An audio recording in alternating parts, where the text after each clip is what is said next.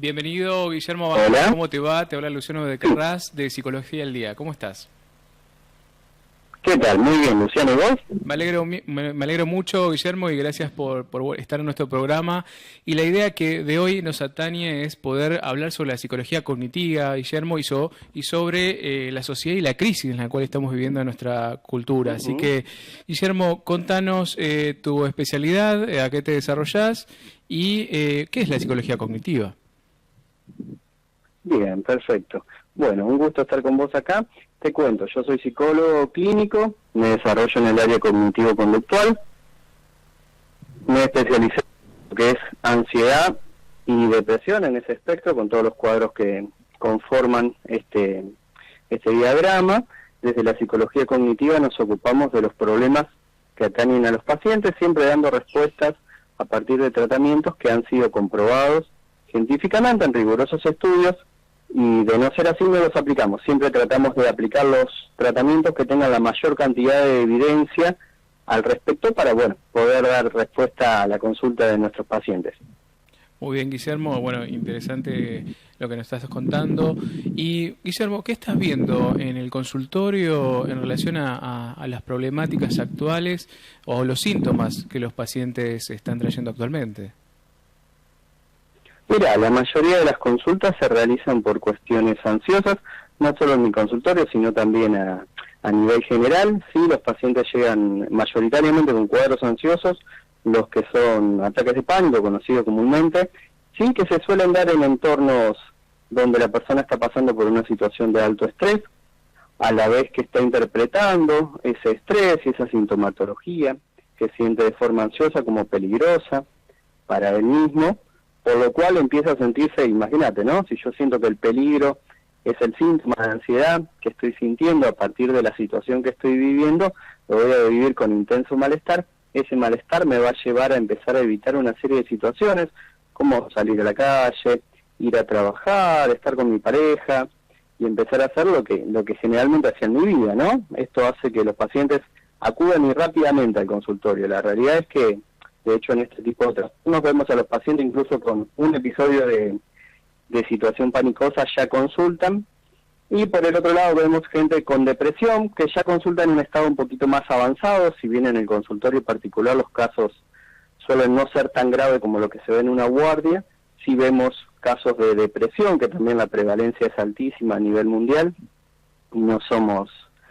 en Argentina un aspecto diferenciado en ello. Ya los vemos con una depresión aguda, en la cual, intervenimos directamente y muchas veces también con una interconsulta. Guillermo, apelo a tu experiencia, y vos recién acabas de decir que Argentina no se excede, ¿no?, de la situación de ataque de pánico o las sintomatologías que estás contando. ¿Es verdad, Guillermo, que estamos en pilotos automáticos los argentinos? Bueno, mira, esto, lo que nos empieza a pasar, y creo que a todos a nivel general, y por lo que nos dicen los estudios también, es que las demandas del medio empiezan a ser cada vez más, uno empieza a poder responder cada vez menos a las obligaciones que tiene, lo cual vos pensás que si nosotros pensamos en el concepto clásico de estrés, donde una persona se estresa de forma aguda y de forma saludable, cuando el entorno le está requiriendo que reaccione a una situación, esta persona sale de la situación, como dar un examen, tener una competencia, ir a una entrevista laboral, yo salvo la situación de estrés se superó y listo, no tengo ningún tipo de secuelas, pero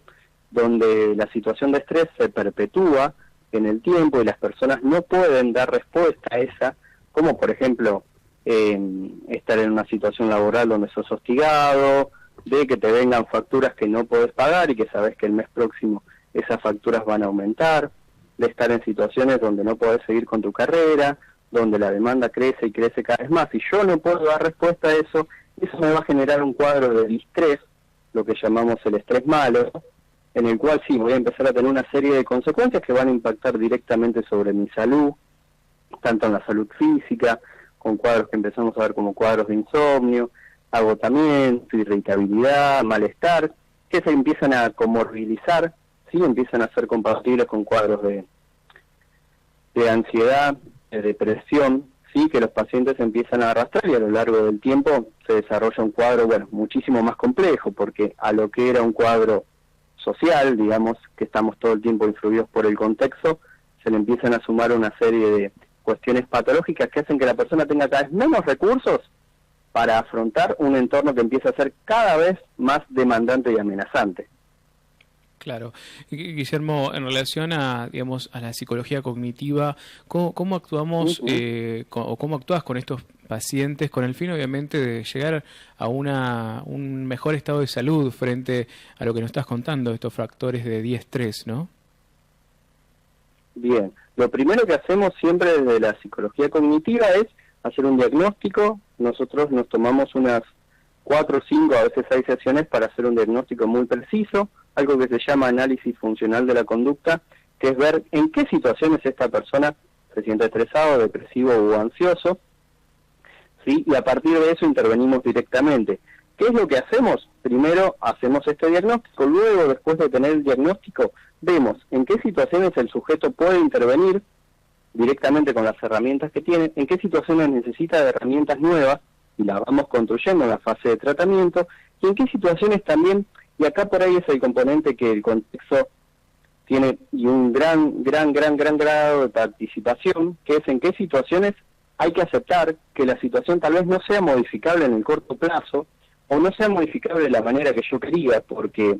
si nos ponemos a pensar en estas personas que, como decíamos, se estresaron por ejemplo, que hayan perdido el trabajo, hoy estamos en un contexto donde el trabajo es algo que está faltando y mucho, donde hay jóvenes que son incluso profesionales, que se han quedado sin trabajo y que se quedan sin una respuesta de manera oficial y sin una alternativa, que sea una real alternativa de salida a ello, y se trabaja, bueno, a ver, por una parte en la aceptación de que, bueno, tal vez la situación se continúe por un tiempo, y en la búsqueda de alternativas, si es un caso de estrés, de cómo se puede ir respondiendo a estas diferentes demandas de una manera más funcional, o sea, sin generar una patología. Claro. Guillermo, teniendo en cuenta que también, más allá de lo que nos estás contando, muy interesante, sos también miembro de nuestra sociedad y muy influyente desde lo que venís trabajando hace tiempo. También pensemos, Guillermo, que la psicología cognitiva últimamente ha cobrado mucho auge y más también en el viejo continente, frente, creo que para dar respuesta a esto que nos estás contando. ¿Es así, Guillermo? Sí, totalmente. Nosotros tenemos una frase de cabecera que es que los tratamientos se hacen para los pacientes y no al revés, o sea que por ahí la opinión que nos tienen los profesionales de los tipos de tratamiento y demás, si no son efectivos a la hora de aplicarlo, la realidad es que la preferencia del profesional tiene que quedar de lado, y vemos que los tratamientos cognitivos conductuales, y hay estudios, y yo te invito a todos los que están escuchando y que pueden por ahí hacerse con una computadora, entrar a organismos oficiales como la Organización Mundial de la Salud, el NICE, donde hay evidencia muy clara del grado de eficacia, el grado de eficiencia que tiene la terapia cognitiva y de cómo un psicólogo nos puede ayudar incluso en estos casos que, como estábamos diciendo, tal vez no lleguen a lo patológico, como es un caso de distrés, pero tal vez sí en una crisis vital, tal vez sí en un momento donde yo me quedo sin trabajo, tal vez en un momento donde rompo con pareja o estoy rumbo a una depresión. Siempre las herramientas adecuadas en esos momentos pueden, y de hecho lo hacen, evitar que la persona llegue a una patología mayor. Bien. Guillermo, por último te quiero hacer una pregunta que me parece que también es de suma importancia y que ha cobrado interés público últimamente, que justamente, Guillermo, la sociedad actual, como vos decís, se encuentra en situación de que a veces no accede o no puede dar respuesta a esa demanda, pero yo creo que también la sociedad empieza a dar ciertas respuestas, más allá de la psicología y los tratamientos que se vienen haciendo para el pos de, obviamente, de una mejor salud. ¿Qué opinás, Guillermo, de la crisis en la sociedad en relación a, por ejemplo, lo que está pasando con, por ejemplo, los colores, ¿no? Pañuelos verdes, pañuelos naranjas, yo creo que también tiene que ver con uno de los síntomas, ¿no?, que encontramos en la sociedad, y nos gustaría saber tu opinión. Bueno, sí, sin duda es un tema totalmente actual y un tema que nos debíamos, porque es un problema que se ha visibilizado pero que ya existía, no es un problema nuevo, y me parece que es parte del debate, estas posiciones encontradas, contrapuestas, te diría que incompatibles, donde lamentablemente estamos hablando de temas muy diferentes, porque por un lado tenemos, como vos decías, ¿no?, esto de los colores, las personas que dicen estar a favor de las dos vidas y que pregonan que no hay que hacer ningún tipo de intervención, que no hay que legalizarlo, que la práctica debe ser prohibida, y tal vez se olvide de que desde el lugar que hoy está, que la práctica de hecho está prohibida, está penada, salvo en algunas excepciones, Argentina en las últimas 3 décadas no ha avanzado respecto a la cantidad de muertes por cada 1000 habitantes. Tenemos una cifra exorbitante, casi 50, en el tema de abortos, y que en los lugares donde se ha legalizado, eso ha bajado, incluso en Europa del Norte y demás, tienen 16 cada 1000, ¿sí?, abortos por habitantes, por lo cual tenemos que plantearnos de hacer políticas de salud que no se basen tal vez en el privilegio propio. Sí, uno no puede hacer políticas de salud desde si a mí me pasa puedo acceder a un lugar donde me atiendan, donde en ese lugar me cuiden y donde, a pesar de ser ilegal, por tener el recurso económico me cuiden, y donde tal vez muchas veces desde el lugar de la prohibición se olvida que ninguna prohibición en el tema de salud ha generado nunca salud mental, y de hecho que lo que necesitamos es tener una sociedad más igualitaria, donde las personas puedan acceder a un tratamiento, a rever su decisión, porque ninguno está diciendo que queremos que aborte a alguien, ¿sí?, sino que lo que queremos es que las personas puedan decidir, y a partir de la información y a partir de los recursos, que lleven adelante la decisión que mejor les parezca para su vida, y que también lo es para la sociedad, porque una sociedad con igualdad de recursos es una sociedad muchísimo más armónica y una sociedad que puede convivir sin imponer mis creencias sobre otro, sino que la opción y la posibilidad de decidir es justamente lo que me abre una sociedad con más libertad. Muy bien, Guillermo. Agradecemos mucho haber tenido este grato encuentro, por habernos informado sobre la psicología cognitiva y la visión actual en cuanto a los tratamientos de vanguardia y demás. Guillermo, ha sido un verdadero placer. Te agradecemos mucho por habernos acompañado en Psicología al Día y quedamos a disposición cualquier necesidad. Muchas gracias. Por favor, muchísimas gracias. Hasta luego.